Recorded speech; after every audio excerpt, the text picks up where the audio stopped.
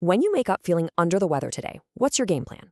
You probably head straight to a doctor for a quick diagnosis and then swing by the local pharmacy to grab your meds. It's just so seamless, right?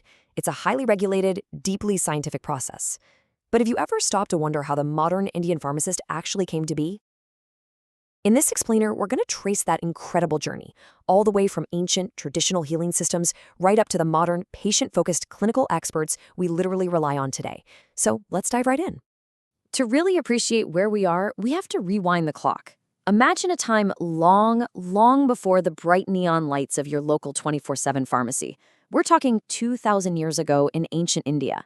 Let's say you've got this terrible fever or an ache that just won't quit. Who was actually preparing your medicine back then? Obviously, there were no massive manufacturing plants, no standardized blister packs, no corner drugstores. The very roots of healing looked entirely different than they do today. Enter the Vaidya. In the ancient Ayurvedic system of medicine, your doctor and your pharmacist are actually the exact same person. These physicians didn't just look at you and write a prescription, they were out there actively preparing and dispensing their own medicines.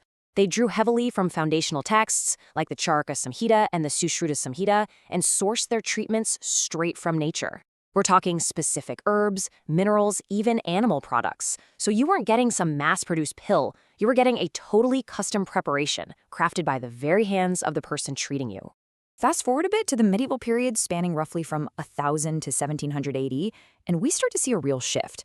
The Mughal period brings Unani medicine into the mix, which gives birth to these dedicated herbal pharmacies known as Dawakhanas. This is a big deal, because the actual preparation of medicines starts becoming much more organized and centralized. But here's the catch. Even though these herbal pharmacies were popping up everywhere, there was still absolutely no formal scientific pharmacy education. It was all based on an apprenticeship model.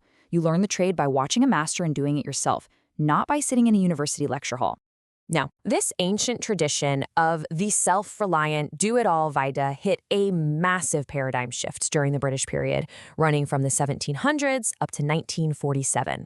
With the introduction of Western medicine, or allopathy, hospitals started springing up, bringing with them imported, mass-produced medicines.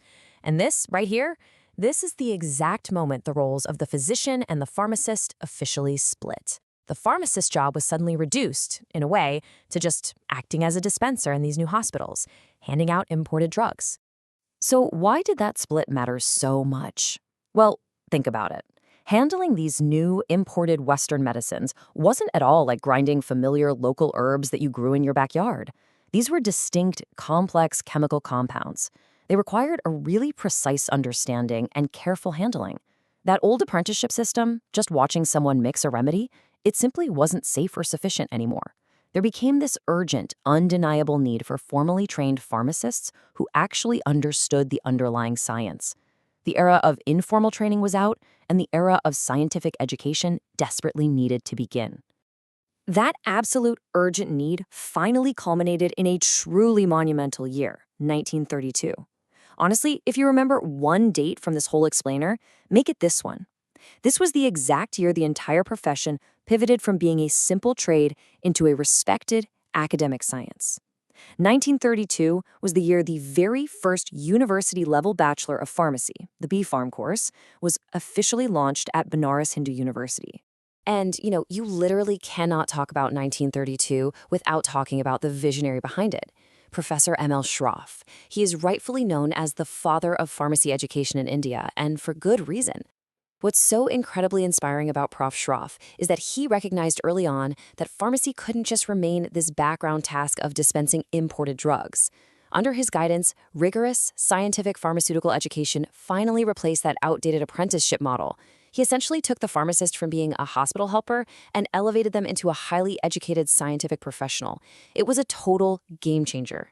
So as India is pushing toward and eventually achieving independence, the government has this realization.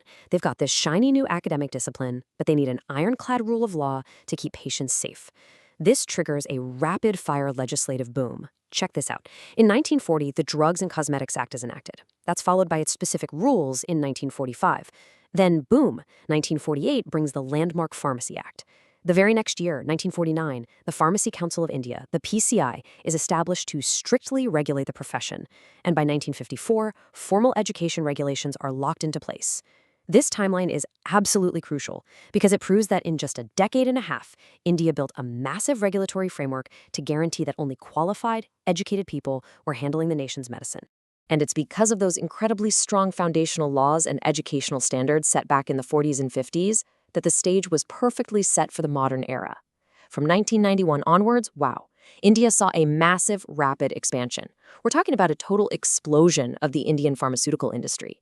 Countless pharmacy colleges sprang up across the entire country, alongside world-class research labs and manufacturing hubs. That initial foundation built by Professor Shroff had officially blossomed into a global industrial powerhouse. Naturally, as the industry skyrocketed, the educational pathways had to level up too. What started as just basic diploma-level training has evolved into this robust, multi-tiered academic ladder. Today, a student can start out with a diploma, move right up to a bachelor's, advance into a master's, and even reach the absolute pinnacle with doctoral and clinical degrees like the PharmD and PhD. The profession just continuously elevated its academic expertise to meet the wild demands of modern medicine. But here is the real takeaway, the crucial shift in all of this. In the past, pharmacy education was heavily product-oriented, right? The main goal was just teaching you how to manufacture and dispense a drug safely. But the present? The present is totally patient-oriented. Today's pharmacists are rigorously trained in clinical pharmacy pharmacovigilance, which is the science of monitoring drug safety and direct patient care. They aren't just handing you a product over a counter anymore. They're actively managing your care, checking for complex drug interactions, and making sure you stay safe. Okay, we have covered a ton of ground here. So if you're a university student watching this explainer, consider this your ultimate exam cheat sheet. You might actually want to take a screenshot right about now. Let's do a super quick recap of the most vital milestones. The father of pharmacy education? That's Prof. M.L. Shroff. The very first B-Pharm course? 1932 at BHU. And those foundational laws? You've got the Drugs and Cosmetics Act in 1940, the Pharmacy Act in 1948, and the creation of the PCI in 1949. Those are the absolute pillars holding up the modern Indian pharmacy sector. Which really leaves us looking forward. We've seen how pharmacy in India evolved from ancient Vaidyas grinding up local herbs to clinical experts monitoring highly complex drug therapies. But the evolution never actually stops. With the introduction of the new National Education Policy curriculum, the absolute explosion of digital healthcare, and cutting-edge clinical research, I want to leave you with this thought.